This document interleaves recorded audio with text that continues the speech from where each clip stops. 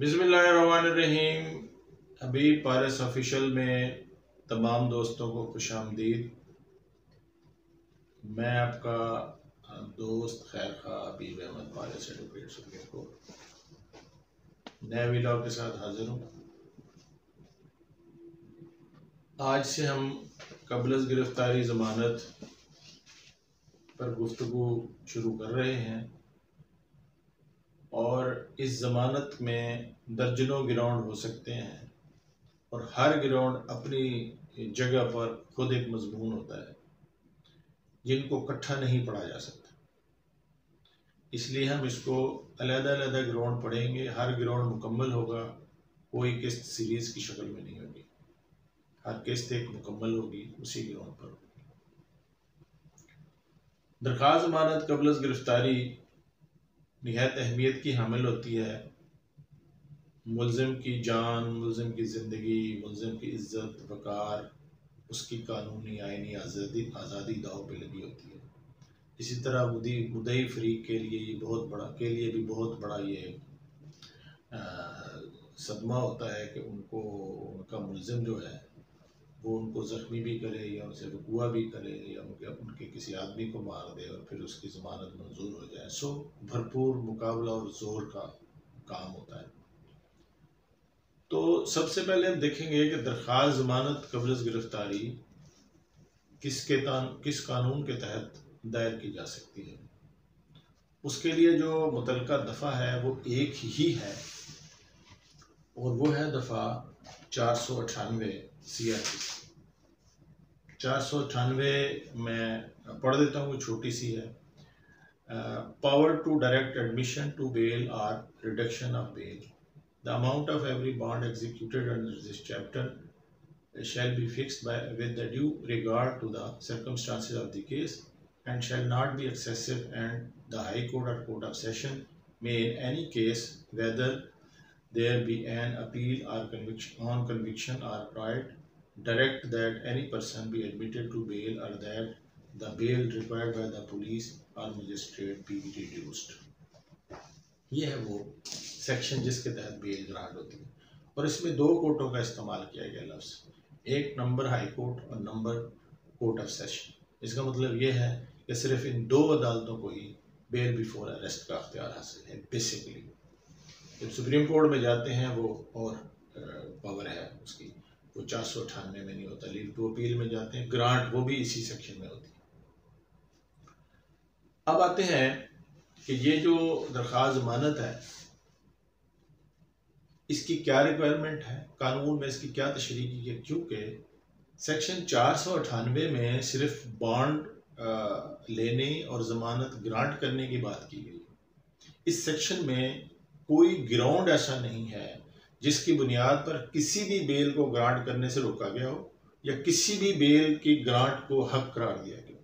यानी कि सिंपल अगर मैं छोटी बात करूं तो 498 में ज़मानत खारिज या मंजूर करने के कोई ग्राउंड या पाबंदी या इस्तिस्ना है ही नहीं।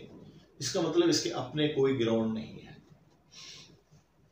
अब इसमें मुख्तलिफ फैसला जात में जो अदालतों ने इसके प्रिंसिपल तय किए, जो वजूल वसा किए, जिन जिन वजूहात की बुनियाद पर ज़मानतें ग्रांट की और जिन जिन वजूहात की बिना पर खारिज की, उन्हीं को हम ग्राउंड्स कहते हैं। फिर वो बनते गए।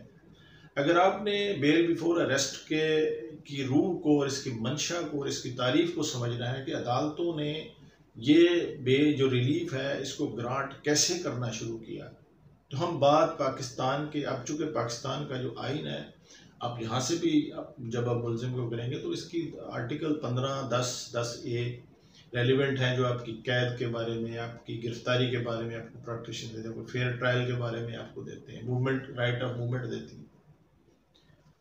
तो लेकिन हमारे कॉन्स्टिट्यूशन से भी पहले 498 की तारीफ है CRPC की, यानी बेल ग्रांट करना अदालतों ने हमारे कॉन्स्टिट्यूशन से भी पहले जारी करना शुरू किया हुआ था और CRPC चूँकि हमारी आज़ादी से भी पहले का कानून है। तो इसमें सबसे पहले मैं जो, अगर आपने इसको बेस से देखना है तो एक केस है हिदायतुल्लाह खान दी क्राउन PLD 49 लाहौर में छपा है ये, और इसी तरह PLD 74 लाहौर 256 शेख ज़हूर अहमद केस, और PLD 99 सुप्रीम कोर्ट 347 मीरा बख्श केस। लाहौर हाई कोर्ट का ये जो फैसला 1949 का हिदायतुल्लाह केस, ये वो केस है जिसको बाद में तमाम अदालतें आज तक फॉलो कर रही हैं। ये वो प्रिंसिपल है जो फर्स्ट टाइम सेटल हुआ है, और प्रिंसिपल इसमें ये सेटल हुआ था, एक तो ये करार दिया गया कि ये जो बेल बिफोर अरेस्ट है ये मोस्ट एक्स्ट्रा ऑर्डिनरी रिलीफ है, ये आम तौर पर नहीं देना चाहिए। नंबर 2, देना कहाँ चाहिए? जहां मुलजिम को बदनीयती से मुलव्वस किया गया हो और जहां प्रमा फसाई उसका अच्छा केस हो तो उसको बेल ग्रांट करनी चाहिए। सो अगर इस कानून की या जमानत के हक की इब्तदा से हम जायजा लेना शुरू करें तो जितना हम बैक पे जाते हैं इसका जो स्कोप था इतना ही नैरो था। वक्त के साथ साथ इसमें वसअत भी आती गई, कोर्ट्स ने इसके बारे में नए उसूल तय किए, हम अपनी लिबर्टी के बारे में ज़्यादा कॉन्शियस हुए।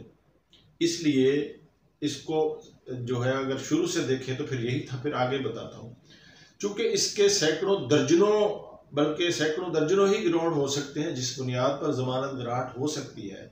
आज हम अपने आप को लिमिटेड करेंगे कि FIR में कौन से ऐसे नुकास हो सकते हैं जिसकी बुनियाद को हम ड्राफ्टिंग में लेकर आएंगे, यानी जिनको उठाकर हम जमानत ले सकते हैं। इसलिए सबसे पहले हमें FIR की स्कैनिंग का तरीका होना चाहिए कि FIR को स्कैन करके उसमें से क्या क्या चीज़ें हम अखज़ कर सकते हैं जो सिर्फ FIR में होंगे।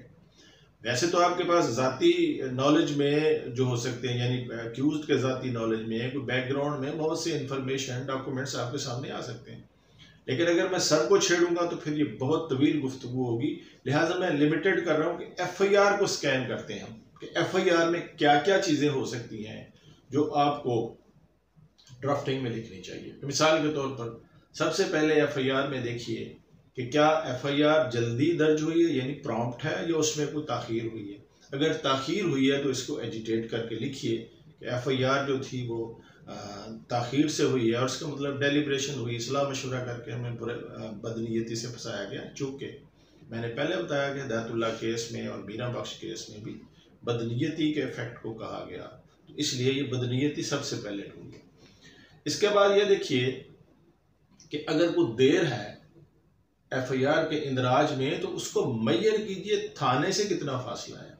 मसलन अगर दो घंटे कोई FIR की ताख़ीर है और उनका फासला थाने से 20 किलोमीटर है तो फिर ये देर मटेरियल नहीं है। लिहाजा ये भी जहन में रख के इलाज कीजिए। ऐसा ना हो कि वो देर जो बनती हो वो उल्टा कम बनती हो और आप ताख़ीर का उज़र ले लें। अगर थाने से फासला इतना रिजनेबल है कि उनको जल्दी पहुंचा जा सकता था और मगर वो देर से है तो फिर आपने ये लेना है। नंबर 2, FIR में ही बाज़ दफ़ा मेंशन होता है कि मुद्दई ये क्लेम करता है कि हमारी मुलज़िम से ये दुश्मनी है, तो दुश्मनी को क्रिमिनल जुरिस में डबल एज वेपन कहा जाता है कि इसको दोनों इस्तेमाल करेंगे। अगर वो कहता है कि इस वजह से मुझ पर हमला किया तो आपके पास भी वही हथियार है कि इस दुश्मनी की वजह से मुझे किया मुलव्वस। तो अगर कोई FIR जो है वो दुश्मनी पहले से उसमें दर्ज हो तो फिर आपको उसका बेनिफिट ज़रूर लेना है और उसको FIR में ग्राउंड ज़रूर बनाना है। नंबर 2 देखेंगे, अगली चीज़ ये देखेंगे कि जितने मुलजिम लिखे हुए हैं उन तमाम मुलजमान से रोल यानी उनका किरदार क्या दर्ज किया गया है, यानी किसी के पास कोई हथियार था नहीं था, उसने किसी को मारा या नहीं मारा, ये बहुत अहम है। जो कि आम तौर पर अगर किसी से कोई रोल मतलूब नहीं है, रोल मेंशन नहीं है तो उसकी बेल हो जाएगी। अगर उसके रोल से कोई लेटर ऑफेंस मेड आउट होता होगा तो भी उसकी बेल हो जाएगी, या उसके रोल से कोई ऐसा जुर्म बनता होगा जो बेलेबल बनता हो तो भी उसकी बेल हो जाएगी। सो रोल को असरटेन पहले करें, और ये FIR की बातें सारे वहीं से होना है। फिर ये भी देखेंगे कि जो आपका उनका रोल है उसकी तायद में उन्होंने शहादत क्या दी दर्ज की हुई है, ये भी आपको देखना पड़ेगा। ये भी हो तो इस ग्राउंड को भी उठाइए अगर कोई डिफेक्टिव उन्होंने ली है।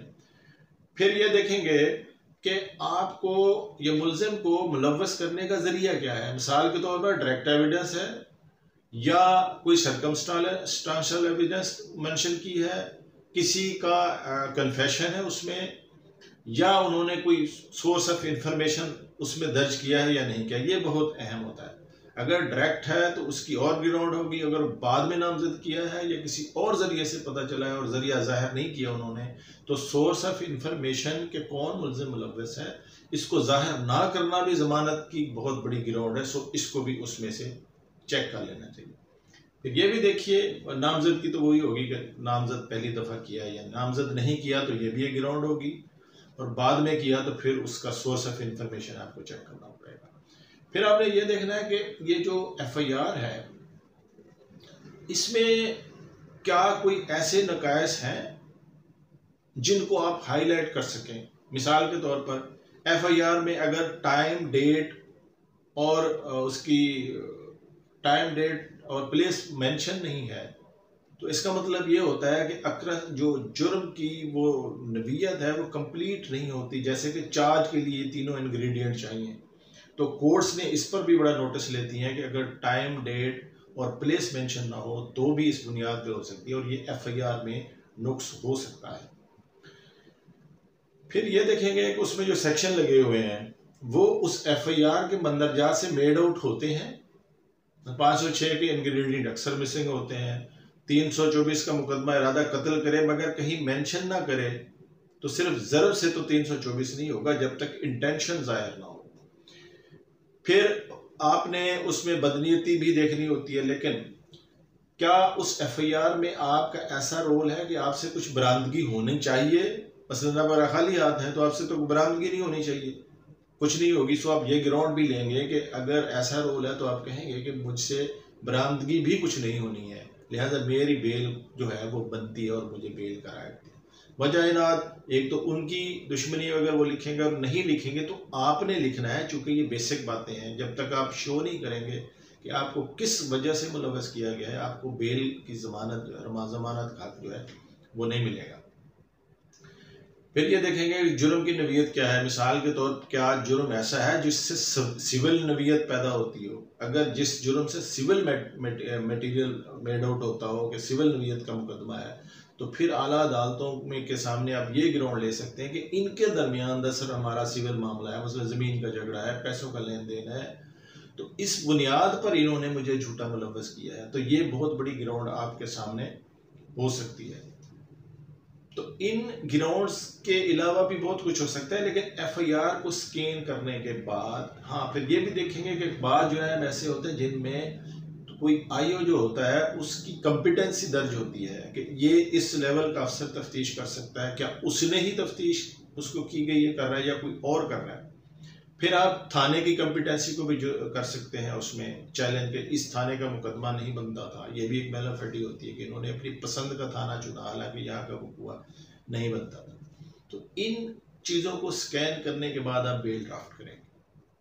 अब जब आप बेल ड्राफ्ट करेंगे तो बेल में जो 2-3 बेसिक चीज़ें हैं, बाकी जितनी मैंने लिखी अगर हैं तो आप लिखेंगे। पहली बात तो ये कि आपने ये मेंशन करना होता है कि ये मुकदमा दर्ज हो गया है और आपको पुलिस के हाथों अरेस्ट का खतरा है। ये बेसिक बात है। जब तक आप ये नहीं लिखेंगे आपको बेल क्यों ग्रांट की जाए कि आपको अरेस्ट का खतरा है, और अगर आप अरेस्ट हो गए तो आपके कॉन्स्टिट्यूशनल आपके लीगल राइट्स जो हैं वो वायलेट करेंगे, इरिपेरेबल लॉस होगा आपको और आपकी इज्जत और शोहरत को नुकसान पहुंचेगा।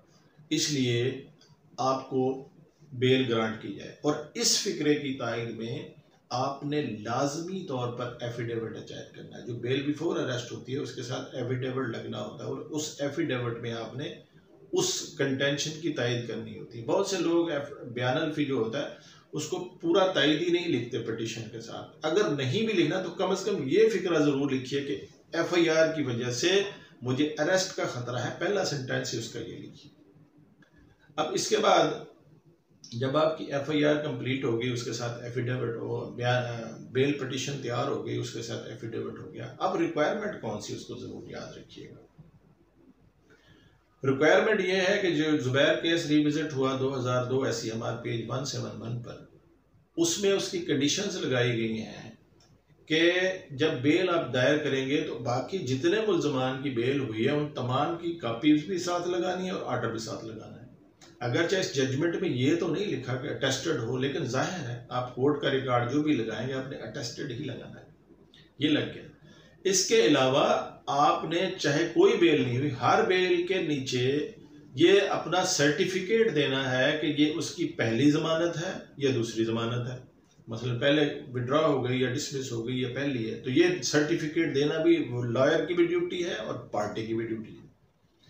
इसके बाद आपने क्या करना है कि उस बेल पिटीशन को ये सेशन कोर्ट में दायर करिए या हाई कोर्ट में। मुलजिम की इसमें हाजिरी ज़रूरी होगी, शनाख्ती कार्ड नंबर लिखिए, और ये नोट जो देंगे आप, इसको कभी भी अपनी ज़ाती इंफॉर्मेशन से ना कीजिए। अगर तो बेल बिफोर अरेस्ट है तो जाहिर है मुलजिम मौजूद है, उसके भी दस्तखत कराइए, ताकि ऐसा ना हो कि कल को फैक्ट्स और निकलें और वो जो नोट है जिस पर आपके दस्तखत होने हैं वो कहीं मिसकंडक्ट में ना। चूँकि ज़ुबैर केस में मिसकंडक्ट किया गया, कहा गया है इसको कि अगर वकील का नोट जो गलत होगा ये वो कोर्ट को इतला नहीं देगा।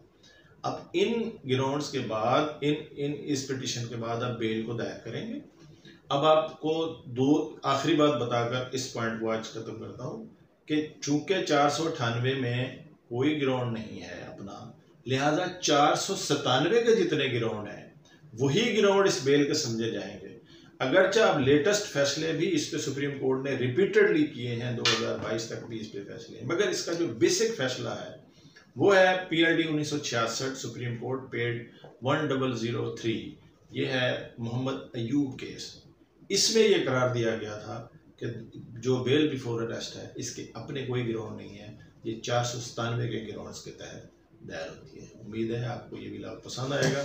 आगे इसके ग्राउंड्स को मैं अलग-अलग मुकम्मल जजमेंट्स और रेफरेंस के साथ आपके दूंगा, आपको आपकी खिदमत में पेश करूंगा, ताकि हर ग्राउंड में आप एक्सपर्ट होंगे और उसमें फॉर एंड अगेंस्ट, यानी अगर मुलजिम की तरफ से भी होंगे तो उस पर उसके रेफरेंस मौजूद होंगे, अगर आप मुद्दई की तरफ से होंगे तो उसके रेफरेंस में मौजूद होंगे। मुझे अपनी दुआओं में याद रखिएगा। अल्लाह।